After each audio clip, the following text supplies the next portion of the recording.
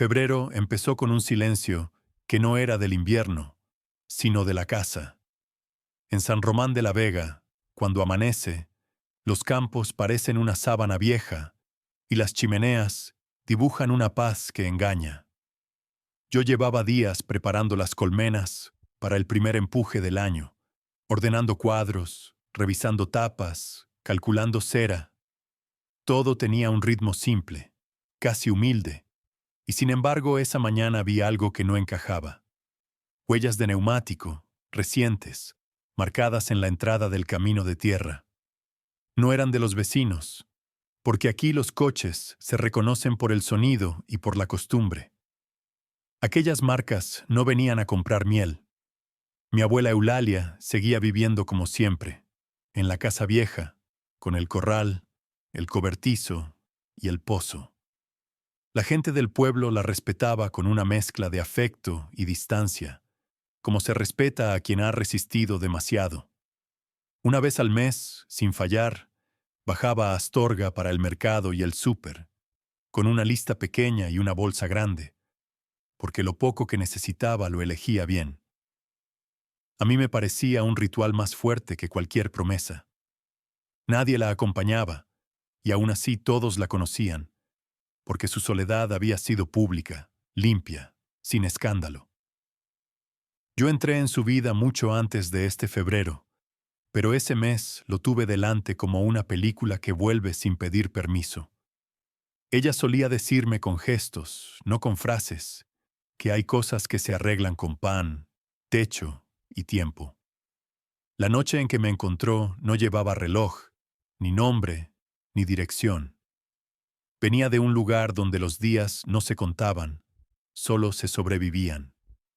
Escapé de gente que retenía a niños para trabajos sucios, en las afueras de León, y corrí hasta que la carretera dejó de ser carretera. Me escondí en un cobertizo ajeno, entre herramientas oxidadas y sacos vacíos, y lloré como si el llanto fuera una cuerda para no caer. Eulalia regresó de Astorga, dejó la compra en la cocina y fue al cobertizo porque escuchó un sonido que no pertenecía a ningún animal. Me encontró hecho un nudo, temblando, con la ropa pegada al cuerpo y el miedo pegado a la cara. No preguntó demasiado, no llamó a nadie esa primera hora. Primero me lavó, me dio caldo, me puso una manta y me miró como se mira una herida, sin curiosidad, con responsabilidad. Después hizo lo correcto, y lo hizo a su manera. Movió hilos en el pueblo, avisó sin gritar, y en pocos días la Guardia Civil supo que yo existía, pero también supo que yo ya estaba a salvo. Ese recuerdo me volvió cuando vi las huellas del coche. No era nostalgia, era advertencia. En mi vida adulta, con mis colmenas y mis tarros alineados, había un punto débil que nunca se cerró del todo. Yo había crecido con Eulalia como quien aprende a respirar otra vez, pero había gente para la que yo seguía siendo una propiedad perdida. Entré en casa y vi a mi abuela cortar pan, despacio, como si el mundo no tuviera prisa. Sus manos eran pequeñas, marcadas por años de campo. Su espalda estaba más encorvada que el invierno anterior. Me miró y entendió que algo había cambiado sin que yo dijera nada. En la mesa, junto al cuchillo, tenía la lista del mercado del día siguiente, porque ella ya pensaba en su salida mensual, aunque fuera aún temprano. Yo miré por la ventana hacia el cobertizo y supe que febrero no iba a ser un mes cualquiera. Los primeros días de febrero me encontraron dividido entre dos trabajos. Uno era visible, limpio, casi bonito. El otro era un trabajo oscuro, de vigilancia, como si yo fuera guardián de una frontera invisible. Por las mañanas abría las colmenas cuando el sol se dejaba ver, comprobaba reservas, cambiaba alimentadores, anotaba lo mínimo. Por las tardes, en la cocina, derretía cera y dejaba que el olor a panal llenara la casa. La cera tiene una paciencia propia, se ablanda sin apuro. se deja moldear si uno no la fuerza. Yo quería que esa paciencia se notara en lo que estaba preparando. La idea de envolver miel en láminas de cera, con forma de corazón, no vino de una estrategia de negocio. Nació de algo más simple. Vi a mi abuela guardar las cartas viejas en una caja y supe que ella había vivido sin regalos, sin aniversarios, sin esas señales que el mundo usa para recordarle a alguien que importa. En un pueblo pequeño, el amor se expresa en leña cortada, en sopa caliente, en persianas bajadas cuando el viento aprieta. Pero el 14 de febrero, en la ciudad, la gente busca símbolos. Yo decidí llevar uno desde aquí, desde esta casa que me adoptó. Eulalia observaba mi trabajo sin meterse. No era una mujer de consejos largos. A veces dejaba una taza cerca, a veces abría la ventana para que saliera el humo de la cera, a veces se sentaba y simplemente estaba. Esa presencia era su manera de acompañar. También era una manera de esconder su cansancio. En la última semana la vi dormir más, respirar con un esfuerzo que no quería admitir y apoyarse en el marco de la puerta como quien calcula sus propias fuerzas. Yo le propuse, con cuidado, que ese mes no bajara a Astorga. Ella aceptó a medias, con esa terquedad tranquila que en el fondo era miedo a perder autonomía. Mientras yo cortaba láminas de cera y las prensaba en moldes de corazón, volví a ver el cobertizo como era cuando llegué. Un sitio frío, con sombras largas, que para mí fue un refugio y a la vez una prueba. Eulalia lo había limpiado sin hacer ceremonia, y con los años lo convirtió en un espacio para mis herramientas, y después para mis primeras cajas de abejas. Yo aprendí apicultura por necesidad y por gratitud. En esta comarca, el oficio se transmite con manos, no con diplomas. Me enseñó un apicultor mayor, amigo del pueblo, que entendió sin preguntas que yo necesitaba un camino.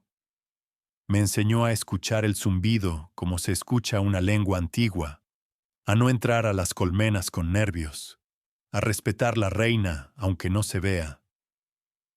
Yo crecí con esa disciplina y con la idea de que lo dulce puede ser trabajo duro. El problema era que, por primera vez en años, mi pasado quiso cobrarme una deuda. 2 veces vi un vehículo oscuro al final del camino, parado unos minutos, lo suficiente para que yo lo notara y no lo suficiente para que yo pudiera afirmarlo. Una noche encontré la puerta del cobertizo entornada, sin señales de robo, como si alguien hubiera querido recordarme que podía entrar. Yo no quise asustar a mi abuela, pero empecé a cerrar con doble vuelta, a dejar luces, a mirar por la ventana antes de dormir. En ese mismo tiempo, mis corazones de miel empezaban a salir perfectos. La miel, espesa y brillante, quedaba dentro de la cera como un secreto guardado. Preparé etiquetas sencillas con el nombre de la zona y con mi apellido, porque ya era el mío, aunque no viniera de sangre. Me propuse llevarlos al mercado de Astorga antes del día 14, probar si aquello tenía sentido. Si funcionaba, compraría medicinas, arreglaría el tejado, haría que Eulalia no cargara más leña sola. Si no funcionaba, seguiría igual, porque aquí la vida siempre encuentra cómo continuar. Lo que yo no podía permitir era que el miedo dictara el mes.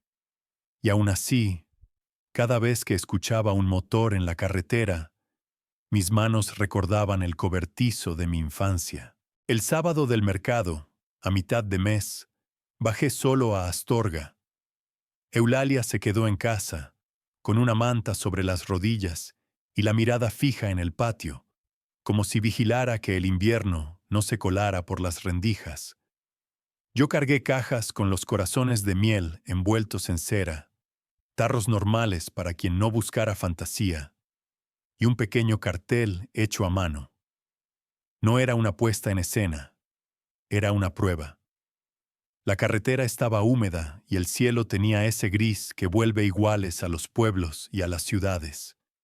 En el mercado, la gente se movía con prisa suave. Vi manos elegir pan, verduras, queso, y vi parejas comprando flores sin demasiada ceremonia. Mis corazones llamaron la atención por contraste.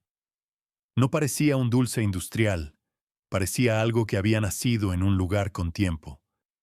Quien se acercaba preguntaba con los ojos, y yo respondía con gestos y explicaciones cortas, sin adornar. Les mostraba la cera, la miel, el origen. Noté que algunos sacaban el móvil para hacer fotos. No me importó. En ese momento pensé en Eulalia, en que su vida entera había sido invisible, y de pronto, por una idea sencilla, entraba en una imagen. A media mañana apareció una mujer con aspecto de administrar cosas, de las que miran primero la etiqueta y después el producto. Se llevó varios, volvió y pidió mi contacto. No mencionó una empresa concreta, pero su forma de hablar y de anotar revelaba un interés que no era de cliente casual. Dijo que trabajaba con una red de tiendas de alimentación en Castilla y León y que buscaban productos locales con historia real, no inventada. Yo asentí con prudencia. En mi vida, lo prometido siempre había sido frágil. Ese mismo día, en un aparcamiento cercano, vi el vehículo oscuro. No lo vi de frente, lo vi en el reflejo de una luna de coche, en un gesto rápido. Sentí el mismo corte que de niño, una memoria corporal que no necesita palabras. No supe si era paranoia o certeza, pero decidí no improvisar. Fui a un cuartel de la Guardia Civil y expliqué, con calma, que había sido víctima de retención y explotación cuando era menor y que había señales de que alguien me buscaba. No pedí drama, pedí prevención. Me atendieron con seriedad, tomaron datos y me indicaron medidas básicas. Salí sin sentirme protegido del todo, pero sí menos solo en la decisión. Volví al pueblo al caer la tarde. Eulalia estaba despierta, había preparado caldo y había dejado la mesa puesta como si esperara una buena noticia, sin permitir que la esperanza hiciera ruido. Le conté lo del mercado con una alegría contenida, y noté que su cara se suavizó, no como celebración, sino como alivio. Ella siempre había querido que yo tuviera un futuro sencillo y seguro, no un futuro brillante. Yo la miré y entendí que el brillo podía ser una amenaza si atraía miradas equivocadas. En los días siguientes, recibí un correo con una propuesta de reunión formal. Ya había un interés claro, con fechas y cantidades. Era demasiado grande para mí, y a la vez, era exactamente lo que necesitaba para sacarnos de la precariedad. La reunión quedaba cerca del 14 de febrero, el mismo día en que yo pretendía vender mis corazones como un gesto de cariño al mundo. Alguien podía venir a cobrarse mi existencia. Esa noche, antes de dormir, recorrí el patio con una linterna. El cobertizo estaba cerrado. Las colmenas parecían quietas, pero yo sabía que dentro había vida trabajando. Pensé que así había sido también con Eulalia y conmigo. Por fuera, una casa vieja en un pueblo olvidado. Por dentro, una supervivencia organizada, una ternura sin palabras, un plan para no rendirse. Febrero seguía avanzando, y yo ya no tenía derecho a equivocarme. El 14 de febrero llegó con un sol frío. En el pueblo, la fecha no cambiaba nada por sí sola, pero en la ciudad era una marea.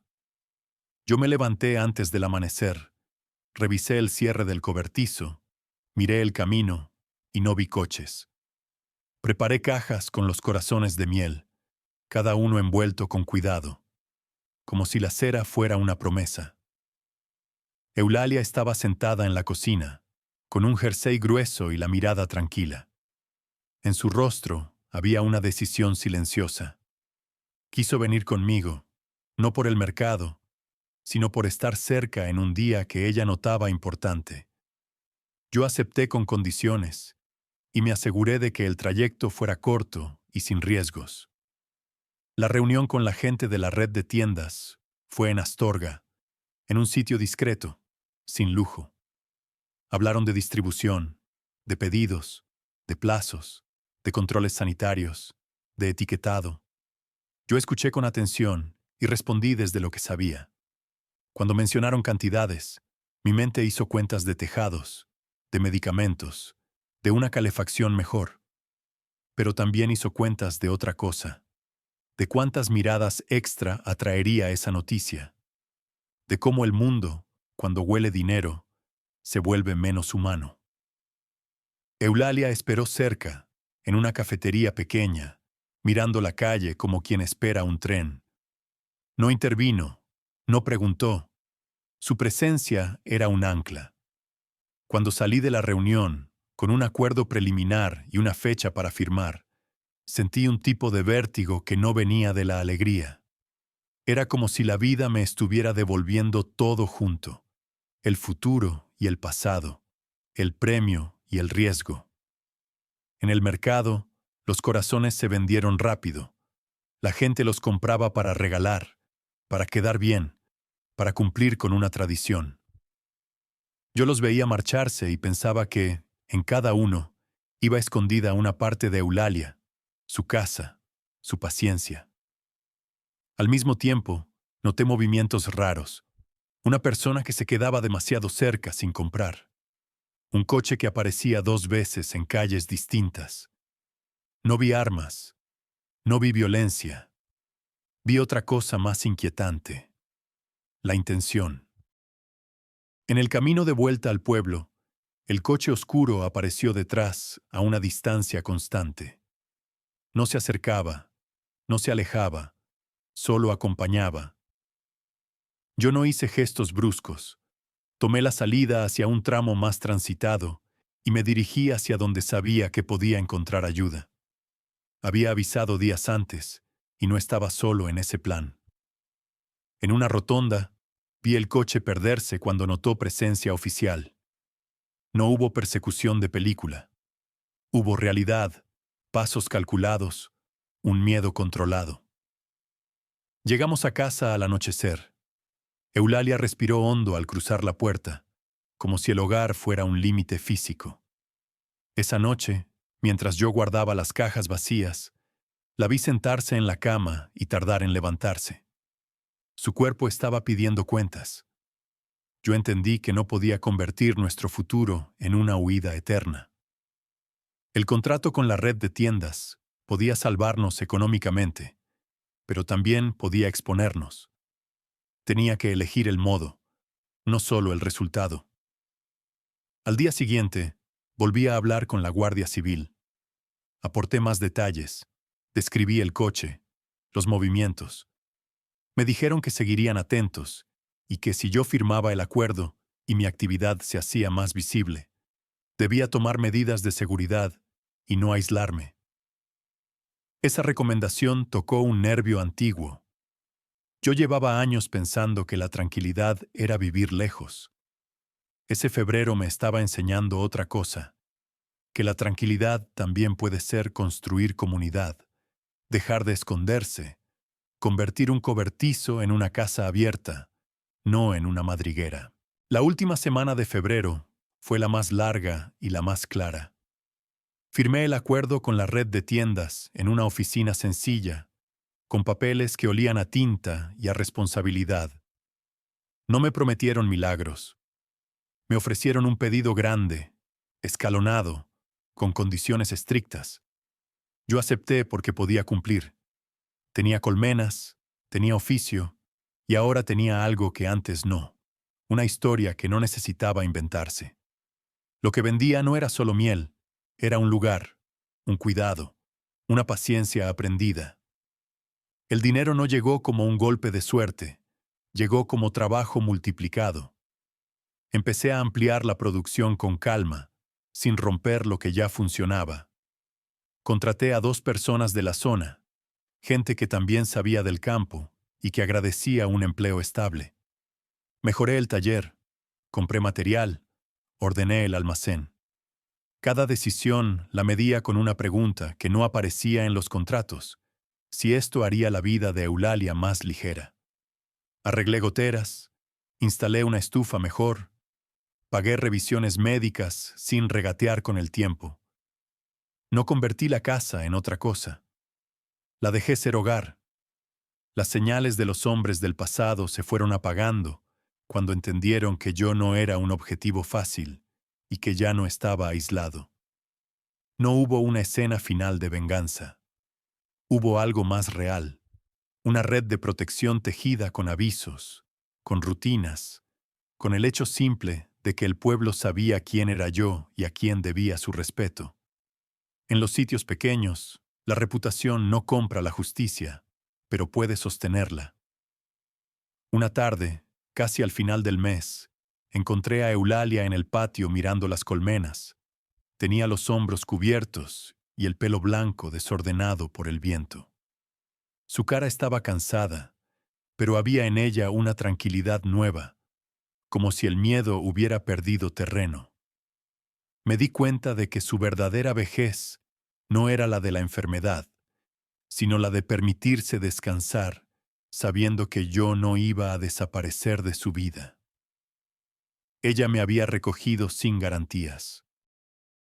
Yo, por fin, podía devolverle garantías sin convertirlas en jaula. El 28 de febrero, con el mes cerrándose, llevé una caja de corazones de miel a la cocina y la dejé sobre la mesa. No era un símbolo para vender, era un recordatorio doméstico de todo lo que había cambiado en 4 semanas. Febrero había traído huellas extrañas en la nieve, una llamada del mercado, un acuerdo impensable y una decisión íntima. Yo podía irme, hacerme grande lejos, buscar ciudades y anonimato. O podía quedarme, hacer crecer lo mío sin renunciar a quien me salvó. Elegí quedarme. No por miedo, sino por lealtad. No por pena, sino por claridad. Entendí que mi riqueza, si llegaba de verdad, no podía medirse solo en cifras. Tenía que medirse en el modo en que una mujer que vivió sola tantos años podía, al fin, envejecer acompañada. En San Román de la Vega, en una casa vieja que el mundo no mira, Eulalia encontró una vejez de amor y de comprensión, y yo encontré una identidad que no dependía de mi origen, sino de lo que decidí proteger.